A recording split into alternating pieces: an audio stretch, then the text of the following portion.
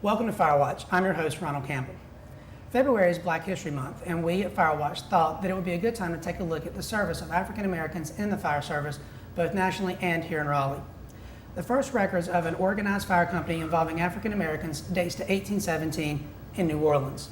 In Raleigh, the first African American fire company was formed in 1869 after the Civil War and served until 1912, when all volunteer fire companies were disbanded when the fire department became fully careered.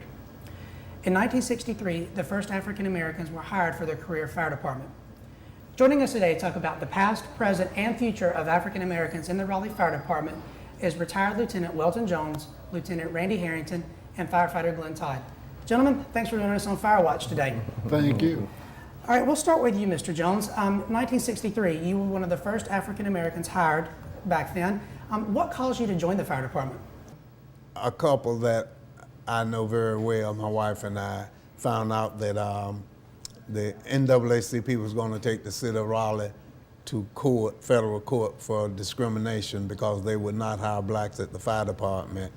They got with us and asked me if I would consider leaving college and going to the fire department for a couple, 2 or 3 years to make sure all the doors open and then go back to college. Well, I decided, my wife and I talked it over and she agreed to it, so I went and applied and I was accepted at the City of Raleigh Fire Department. And when I saw what my wife was making as a school teacher and what I was making as a firefighter, even way back then, I wouldn't leave the job to go back to school to make less money. And I stayed here for 25 years. I bought 4 years of military time, and I also had well over a year of sick leave, so I retired with 30 years of service.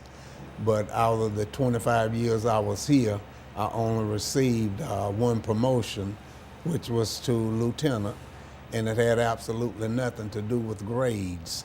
I was sort of they branded me a troublemaker because I wouldn't let them forget that, hey, you are not hiring us.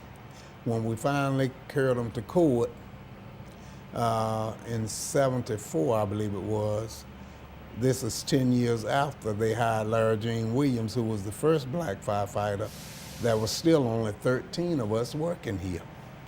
And they wouldn't increase the numbers, so I've been sort of working for it ever since. Okay. Mm-hmm. Now, those first years in the fire department must have been challenging. Could you tell us a little bit about that? Yes. When we first got there, after you've been here 3 years,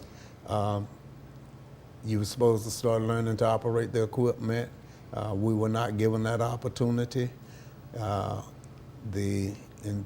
been here 6 years, and the training officer came and got me one day and made me take a road test, knowing that I had not been given the opportunity to operate the equipment, but he forced me to take the road test, and there are white firefighters living today who can verify this if they would. And he made me take the road test anyway, and he failed me. And I knew before I took the test I was going to fail it because I had not been given the opportunity to drive the truck. And there were several incidents where we were mistreated and misused. They had Tanker 4 at Station 4.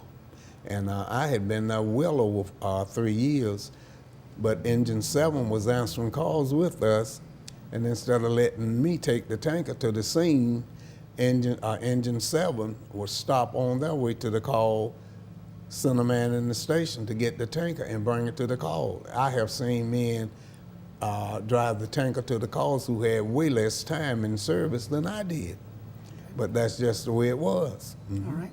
Well, Randy, what about you? What caused you to join the fire department? I think you came on in, 1991. Mm-hmm. So what caused you to come to the department back then? Actually, two things. First of all, I had my job, I had terminated the job. And I was in need of a job, single parent, and a friend of mine was here. And he sort of told me, he said, I think you would like it. And I applied and got the job. And, you know, it's been a good job ever since, good career. Okay. Now, you're also an officer. Did you find that you faced any challenges as being an officer in the department?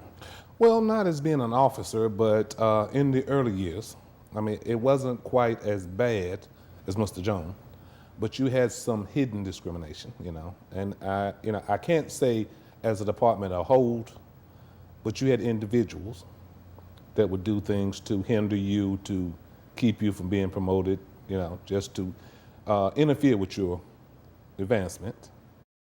Now, did they stop me? No, because I have a little fight in me. I'm like Mr. Jones, and I will not back down if I think I'm right. All right. Well, Firefighter Todd, you've been here for about 5 or 6 years now. Well, what caused you to join the department back in 2006? I mean, I joined because it was a dream of mine from a child. Something I've always wanted to do, and I joined another department volunteering before I came here, and I fell in love with it. So I said, why not make it a career? And ever since I've been here, I've enjoyed it every day and look forward to coming to work every day. Now, you heard Mr. Jones a minute ago say that he hadn't been given the opportunity to try to drive the equipment to be ready for his testing.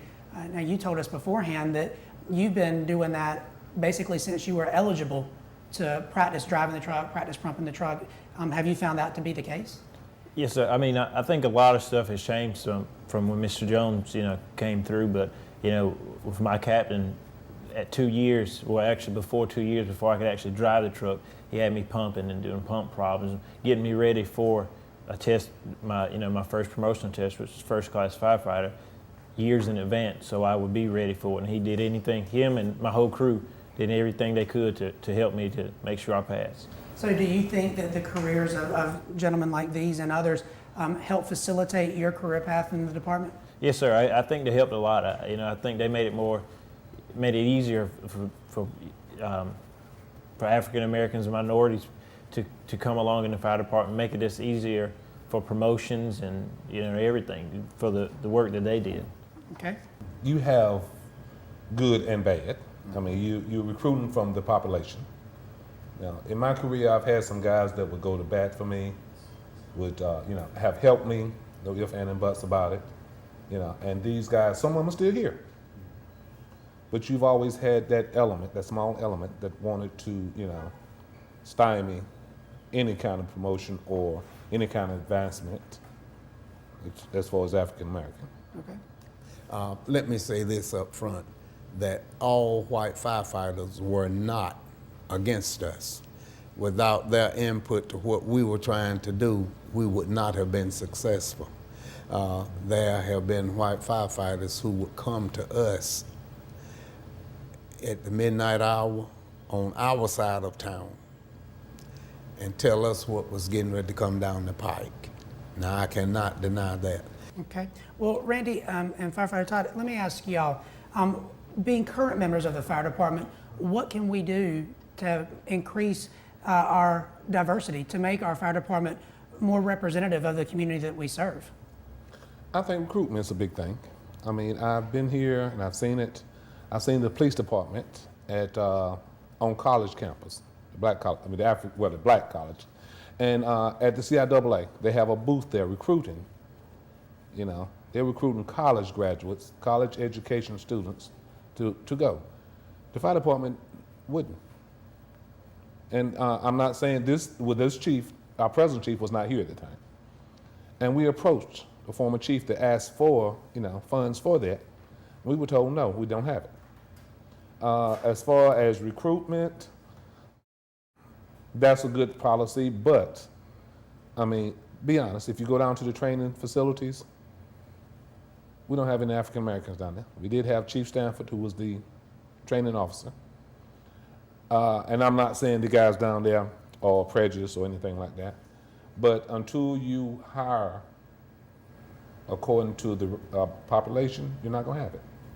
And they're not doing it. I mean, if you go down and look at the pictures of the past academies, and I don't want that to reflect on today's administration, but if you look at it, I mean, if you had an all-black academy during that time, they would have, oh my God, raised the roof. But they had, if you look at it, there's a trend. Every 5th year, they hire blacks. But those 4 previous years were all white. And that's something, and this administration has changed, not only in black and minorities and women. I see more of those now than ever before. Now, Firefighter Todd, would you say that your recruiting class, was more representative of the community as a whole? Yes, sir. I think it was very representative of the community, and I think the academies since mine have gotten better, you know, from the past. It's more minorities, more women, more African Americans, Hispanics, everybody than has ever been. Like you said, if you look at the pictures on the, you know, on the wall at training center, you see more African Americans, you see more women, you see more, you know, Hispanics. You see a diverse crowd, and I think it's getting better. As a last question, I'll go with you, Mr. Jones. You stayed in the career for the full time. You didn't go back to school and leave the firefighting career. No. So obviously, you found something in there that you liked. Do you look back on your career fondly? Oh, I have no problems with working for the City of Raleigh Fire Department. I enjoyed. The thing I enjoyed most was, you see, when you try to cut me down, the only thing you do is give me more fuel to fight the fire with. And that's what I'm all about. It's trying to see to it that everybody get to where they want to be. Randy, now that you're sort of at the tail end of your career, you've been here for over 20 years now, and you're definitely on the home stretch, so to speak. Are you still glad of the decision that you made back in 1991 to join the department? Oh, no problem. I think I've met some of Raleigh's finest. There's no doubt in my mind, not only in the department, outside of it. Would I change anything? A few things, but, you know, I'm well satisfied with my career. You know, I'll tell young man here, set your sight. There's a poster at the training center of every position from the chief down. Find where you want to be. I found my niche. I got there, I'm satisfied with my job, and I would probably retire in this position. So, I mean, to say a great career, I hope so. I hope when I leave, they can shake my hand and say thank you. Now get out. And Firefighter Todd, 5 years into your career, are you still satisfied with the decision that you made? Yes, sir. I don't regret it at all. I'm glad I came. Okay. Well, gentlemen, I appreciate you taking the time to come and talk to us today about your experiences in the fire department. I think it is important, you know, not only to look at the past to see where we were, but to look towards the future and to see what we're trying to become. And again, I really do appreciate you taking the time to come and talk to us today. Well, thank you for having me.